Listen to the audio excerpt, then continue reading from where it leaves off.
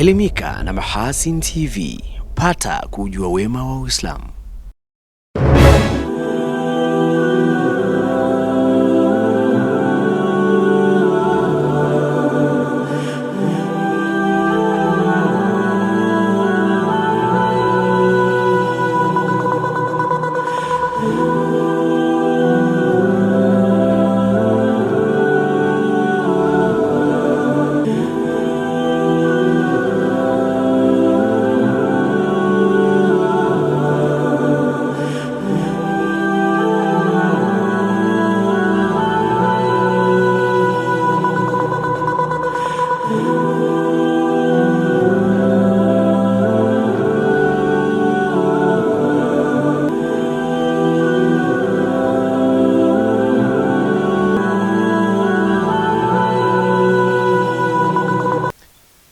Assalamu alaikum wa rahmatullahi wa barakatuh. Habari za wakati huu mtazamaji wa Mahasin TV popote pale ulipo.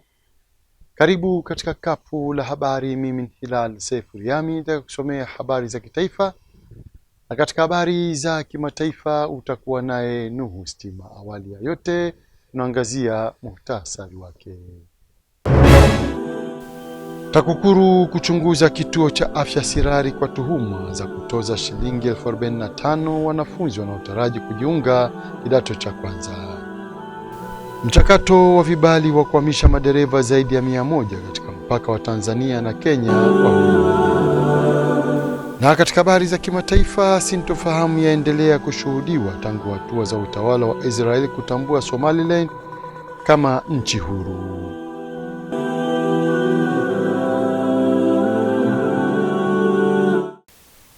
Na kapu la habari linaanzia huko mkoani Mara.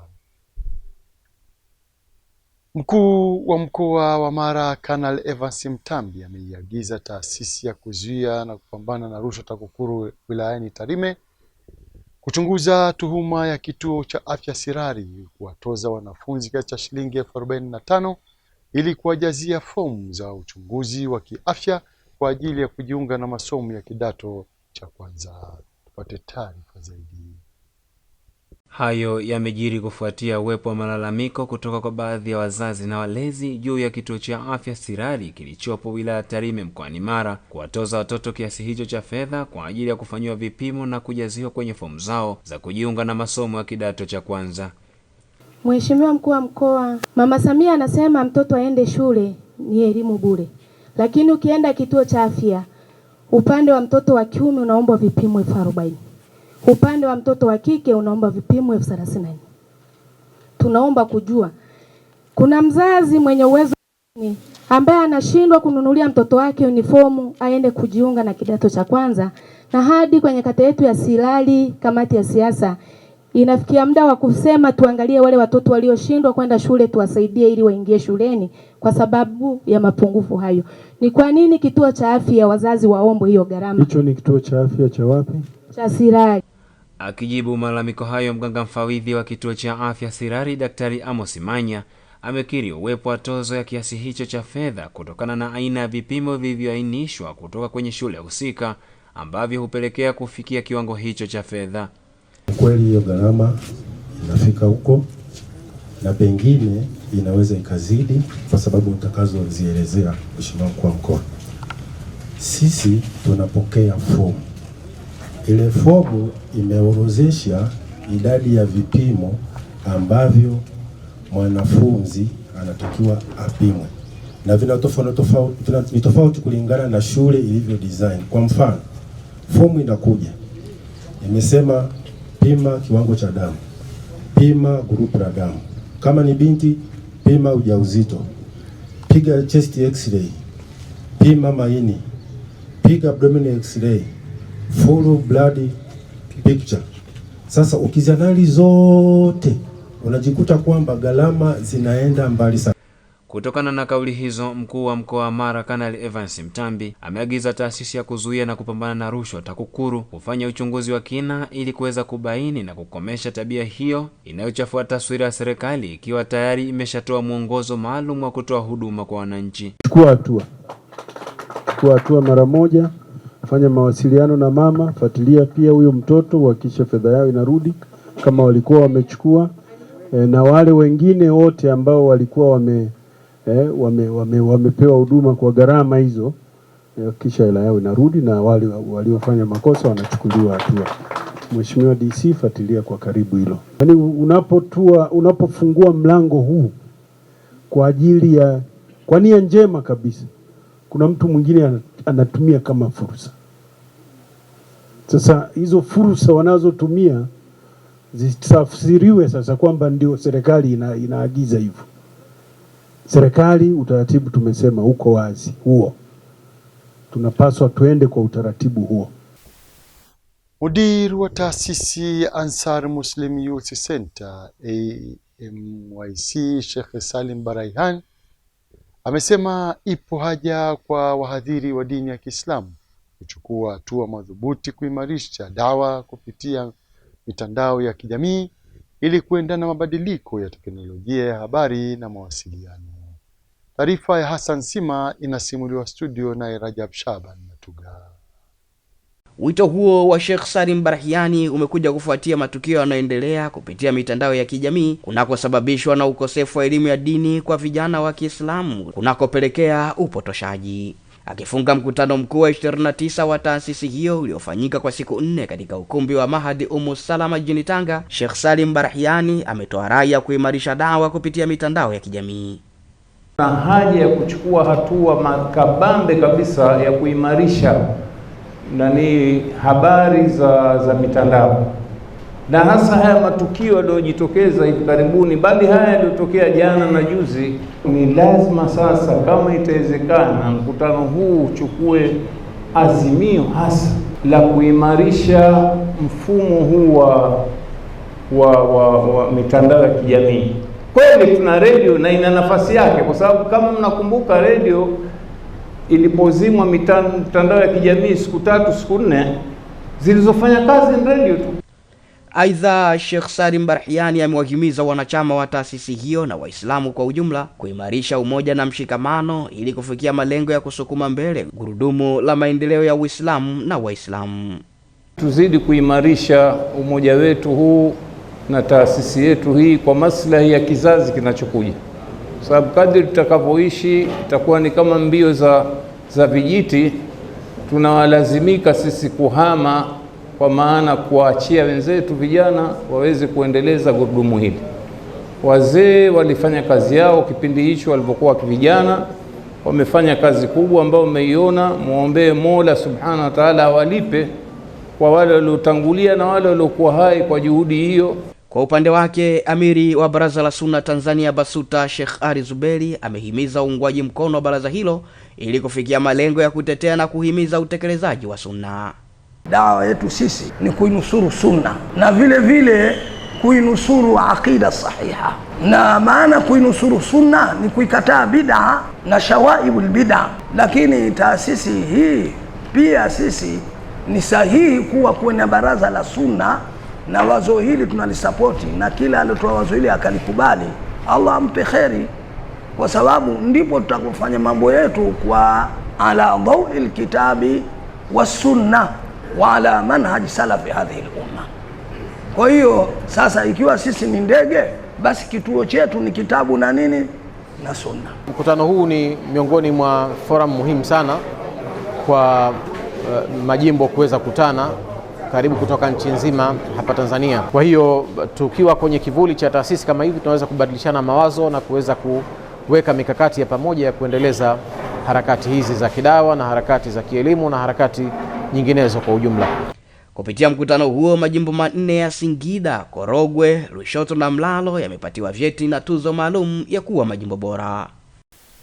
Zaidi ya magari makubwa ya mizigo 100 yamekwama katika mpaka wa Horohoro unaoziunganisha nchi za Kenya na Tanzania kufuatia changamoto ya kucheleweshwa kukamilika mchakato wa upatikanaji wa vibali vya kuvusha mizigo upande wa Kenya.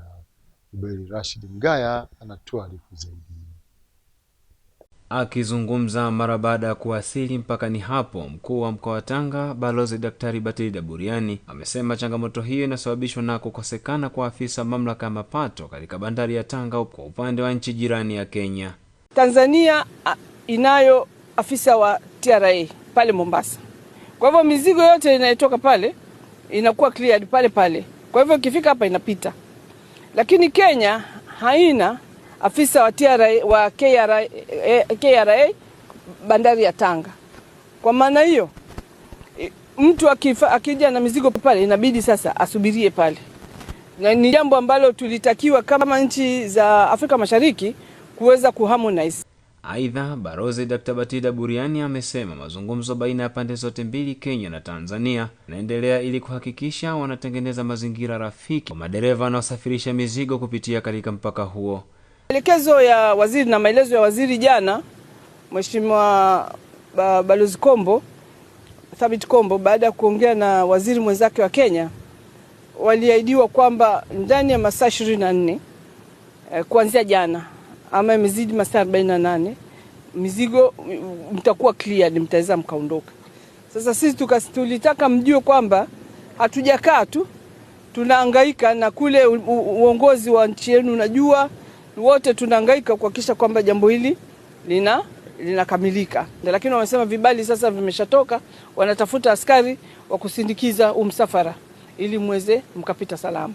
Kaimu afisa mamlaka mapato Tanzania TRA Lifsi Mapandwe amesema kuwa upande wa Tanzania taratibu zote za kuvusha mizigo tayari zimekamilika, na changamoto iliyopo ni upande wa Kenya ambao bado unaendelea kukamilisha vibali husika. Upande wa Tanzania mzigo huu umeshamaliza taratibu zote za kuvuka mpaka, lakini changamoto iko upande wa Kenya ambao ndio bado wanaendelea kufanya taratibu za vibali, na pia katika kusema nao wamesema kwamba wako mbioni kukamilisha taratibu hizo. Tulikuja mnamo tarehe 16 tukaenda Tanga hapo bandarini na tukafanikiwa kubeba mzigo, na hatukuwa na changamoto ni yote huko, lakini tulipofika hapa mpakani ndio kidogo kulikuwa na tashwishi. Maana hapa tumekaa kwa muda mrefu na tumekuwa tukiwa kwa gizani, tulikuwa tujui haswa chanzo ni kitu gani. Magari mengi hapa na hii ni hatari tumebeba. Tujabeba ati mizigo tutakula sisi hapa. Hizi ni hatari. Ni vile tunavyosikia wanasema ni upande wa Kenya. Mkoani Morogoro, mkuu wa wilaya Gairo Jafari Kubecha amezindua mradi wa umeme katika kijiji cha Njugwa pamoja na vitongoji vyake, ikiwa ni sehemu ya mpango wa serikali kuhakikisha inawasha umeme na kufika kila eneo nchini. Nuhu Stima ana taarifa. Akizungumza wakati wa uzinduzi wa mradi huo, mkuu wa wilaya Gairo Jafari Kubecha amesema asilimia kubwa kijiji hicho kimefanikiwa na huduma ya umeme, ambapo hali hiyo itachochea na kuimarisha huduma mbalimbali ikiwemo sekta ya afya. Kwa hiyo changamoto inayobaki ambayo inafanya na nyinyi sasa mweze kufanya shughuli zenu za kimaendeleo, changamoto ya barabara ambayo nimeshaisema hapa. Meneja tulikuwa naye na ameshatoa maelekezo na ufafanuzi kwamba ziko bilioni 2 zimetengwa kwa maana bilioni 1.8 ambayo tunategemea kupata milioni 800 ya kuanzia, na tukisubiri fedha za World Bank bilioni 1.2 ambayo tutakuja sasa kumalizia mradi. Kwa hiyo tunasubiri tu kandarasi sainiwe ili sasa tupate wakandarasi na kuweza kuanza mradi. Kwa hiyo tuendelee kuvuta subira. Dhamira ya serikali ya awamu ya 6 chini ya Daktari Samia Suluhu Hassan ni kutatua changamoto za wananchi. Aidha, DC Kubecha ameeleza mpango wa serikali katika kukabiliana na changamoto mbalimbali, akitaja kiasi cha shilingi bilioni 1.8 iliyotengwa na serikali kwa ajili ya ujenzi wa barabara. Wote ni mashahidi kwamba viko vijiji ambavyo kwa muda mrefu vilisahau, kikiwemo kijiji chetu. Lakini katika uongozi wa awamu ya 6 wa Daktari Samia Suluhu Hassan, kijiji hiki cha Njugwa tumepata upendeleo mkubwa sana. Tupata umeme, na kama ninavyosema tupata pia madarasa hapa, na ninaambiwa yamezidi, mengine hayatumiki. Lakini pia zahanati yetu naifahamu iko pale, nimetoka asubuhi kuiona na nimeshatoa maelekezo ndani ya muda mfupi kile choo ambacho kilikuwa kimesalia kikamilike na huduma sasa zije kwa kasi ili wananchi waweze kuondolea haya. Kwa hiyo ni kitongoji, ni kijiji ambacho kwa kweli kwa maeneo mengi kimefikiwa. Changamoto kubwa ilikuwa ni umeme, tumeshauleta. Katika hatua nyingine, DC Kubecha amewataka wananchi kushirikiana na viongozi wa serikali na kutunza amani iliyopo nchini ili kufikia lengo la kuboresha na kuimarisha miradi mbalimbali ya maendeleo nchini. Daktari Samia Suluhu Hassan amedhamiria kuwahudumia wananchi wote. Kwa hiyo naomba tuendelee kuwa na imani na rais wetu, tuendelee kumuunga mkono na zaidi tuendelee kuwa watulivu na kulinda umoja na mshikamano tulionao. Hakuna maendeleo kama hakuna amani, kama hakuna utulivu, kama hakuna mshikamano. Niwaombe sana tuendelee kuimarisha umoja wetu na mshikamano wetu. Tanzania kote duniani wanaitambua Tanzania. Ukizungumza Tanzania, wanaifahamu Tanzania kama sehemu ya kimbilio la wote wenye changamoto katika nchi zao. Tukielekea kisiwani Pemba, wananchi zaidi ya 37 jimbo la Konde, wilaya Micheweni, mkoa wa Kaskazini Pemba, wanataraji kuondokana na adha ya uhaba wa huduma za afya mara baada ya Serikali ya Mapinduzi Zanzibar kuanza ujenzi wa kituo cha afya daraja la pili kitakachogharimu zaidi ya shilingi bilioni 6.2. Wananchi hao wa jimbo la Konde wameeleza furaha yao kufuatia hatua ya serikali ya kujenga kituo hicho, ambapo wataondokana na usumbufu wa upatikanaji wa huduma mbalimbali za afya ikiwemo afya ya mama na mtoto. Tunajivunia kuwepo kwa kituo hichi kwa sababu kituo kilichokuwapo kilikuwa ni kidogo ambacho kilikuwa hakikidhi haja hata sisi wanawake. Ndio kwa siku wajifungua wazazi zaidi ya 10 tulikuwa tunakaa chini. Mtu anza kujifungua analala chini na mtoto mchanga. Lakini ujio wa kituo hichi ambalo ni daraja la pili, basi sisi kwetu ni faraja. Tunamshukuru rais kwa kutujengea neema hii. Najua kituo cha afya ambacho kilichokuwepo kilikuwa ni kituo cha kawaida, na kituo hichi kitahudumia wananchi kutoka ngazi mbalimbali katika vijiji vya jimbo la. Akizungumza baada ya kuweka jiwe la msingi ujenzi wa kituo hicho, ikiwa ni shamra ya mapinduzi ya Zanzibar, waziri wa nchi ofisi ya rais Ikulu Dr. Saada Mkuya Salum amesema serikali imedhamiria kujenga vituo vya afya vyenye kukidhi huduma zote karibu na wananchi ili kupunguza umbali wanaotembea wananchi kufuata huduma hiyo. Kituo hichi ndugu wananchi kitakuwa ni hatua muhimu katika kuongeza huduma za afya za kibingwa karibu na wananchi wa Konde na maeneo ya jirani, hususan kwa wagonjwa wa dharura na wajawazito wasioweza kufika hospitali ya wilaya wakati wa dharura. Maana ni rahisi kusafirisha wataalamu kuja kutoa huduma katika kituo hichi ambacho kitawekewa miundombinu muhimu na vifaa vya kutoa huduma na kuokoa maisha kuliko kusafirisha mgonjwa wakati wa dharura. Katibu Mkuu Wizara ya Afya Dr. Mgereza Mzee Miraji ametaja maeneo makubwa 5 ya kipaumbele katika kuboresha huduma za afya, huku mwakilishi wa jimbo la Konde Bizawadi Amor Nasor akieleza matumaini ya wananchi baada ya kukamilika kwa kituo hicho cha afya.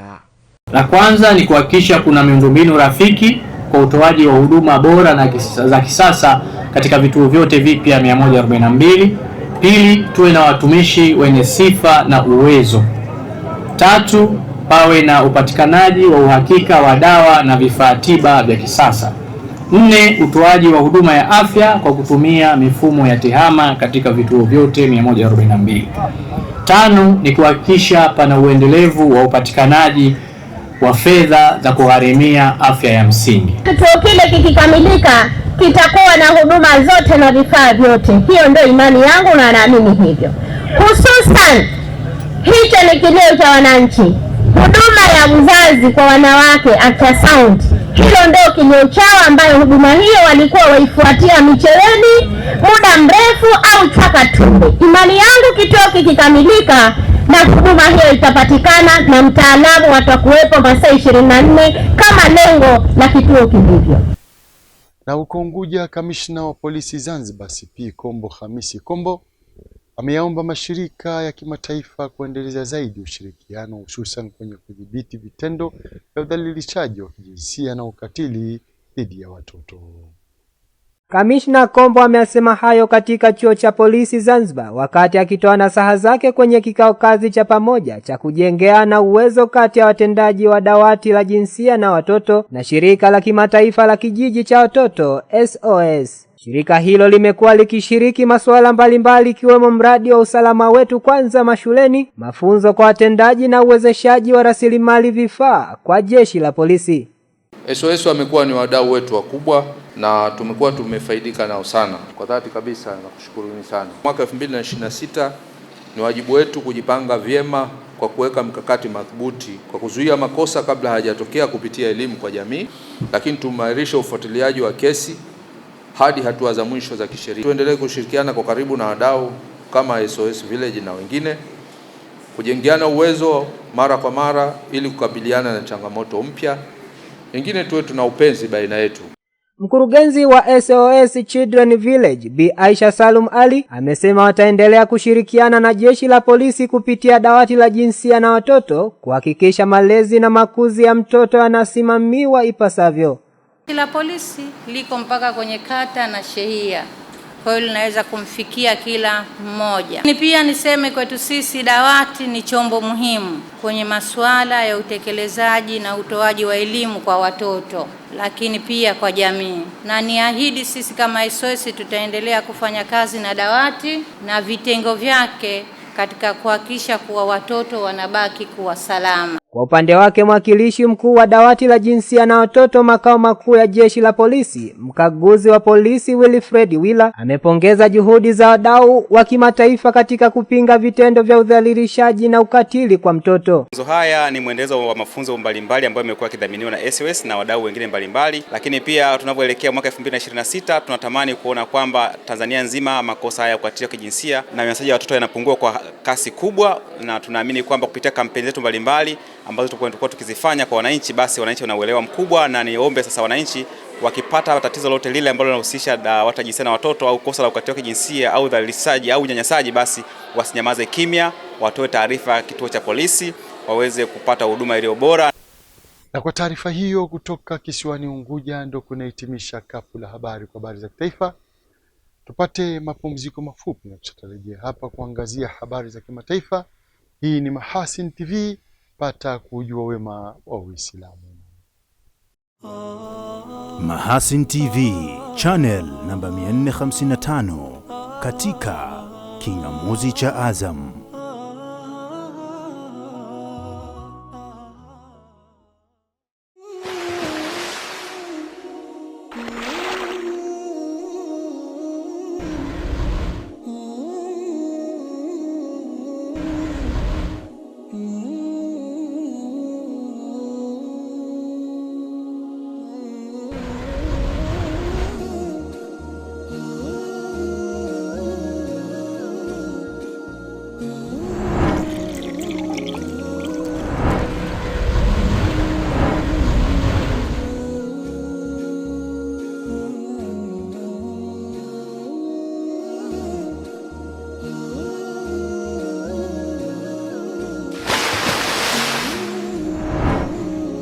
Kunywa maji safi na salama ya uhai.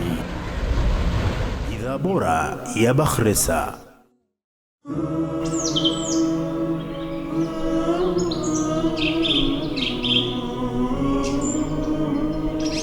Mahasin TV, pata kujua wema wa Uislamu.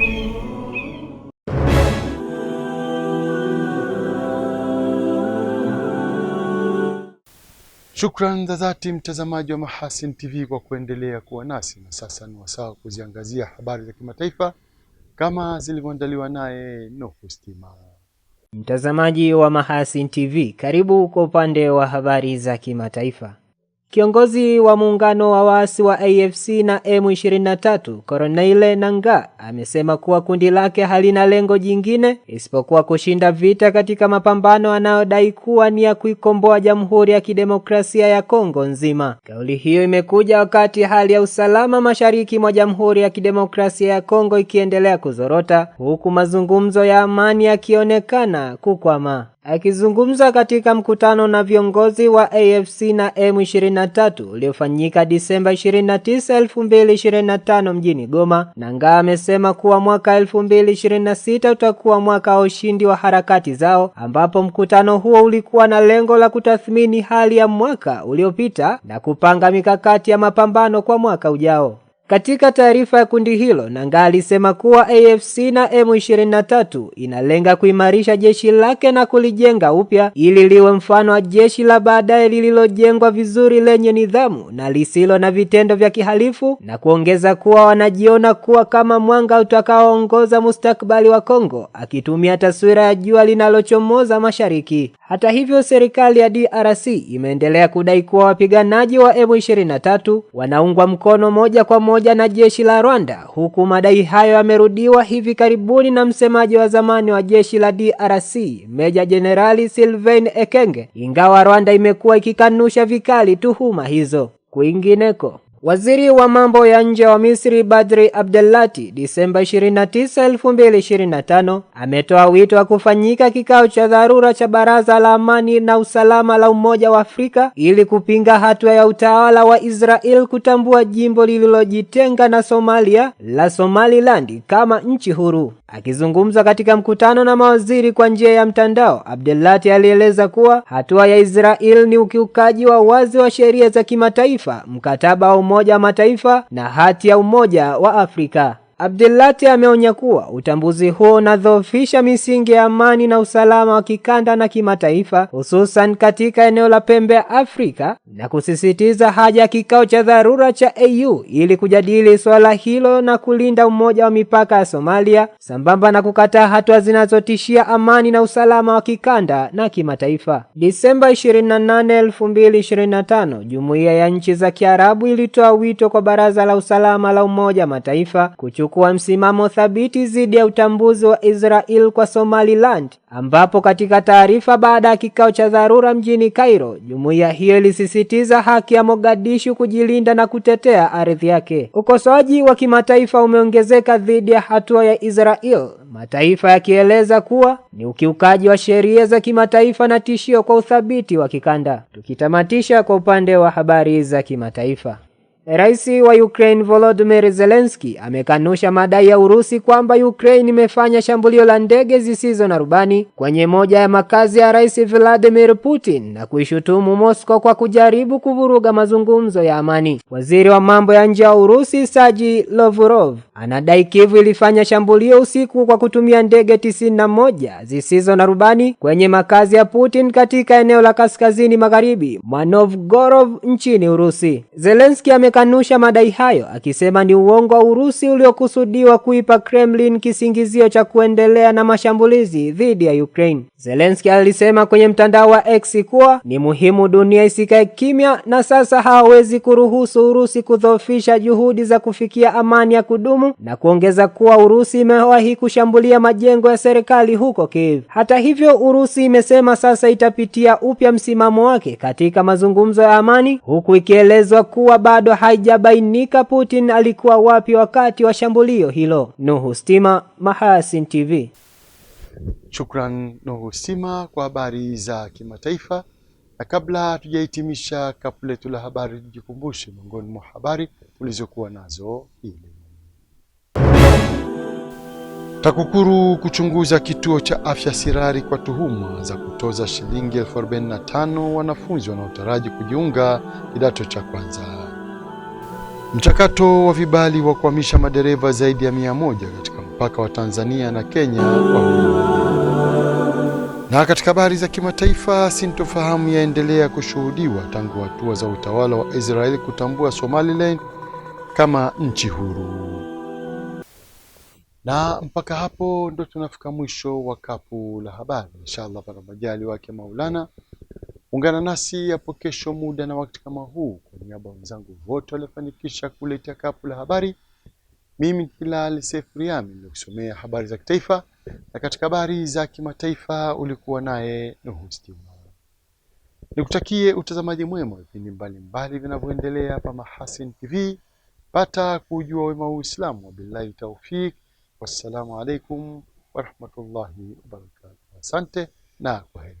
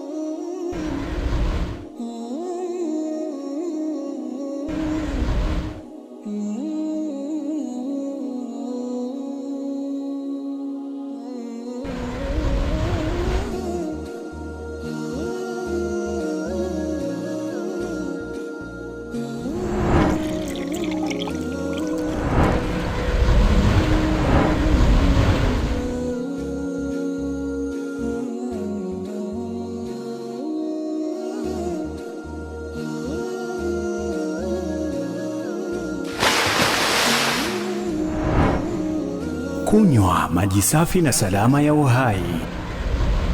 Bidhaa bora ya Bakhresa.